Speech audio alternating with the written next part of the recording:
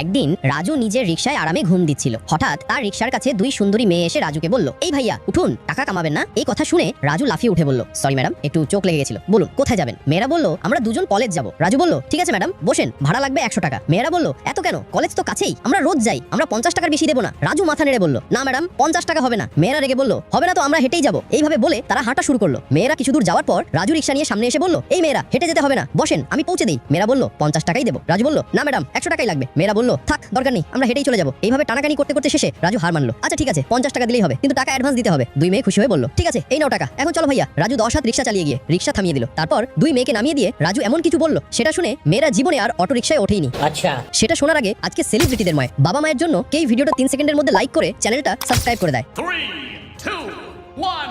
তারপর রাজু বলল, ম্যাডামেরা আপনাদের কলেজে পৌঁছে গেছি। এক মেয়ে আরেক মেয়েকে বলছে, আরে আমরা তো এখনই চললা, এত তাড়াতাড়ি পৌঁছে দিল। এই রিকশাওয়ালার কাছে তো আমরা নিজেরাই লুটে গেলাম।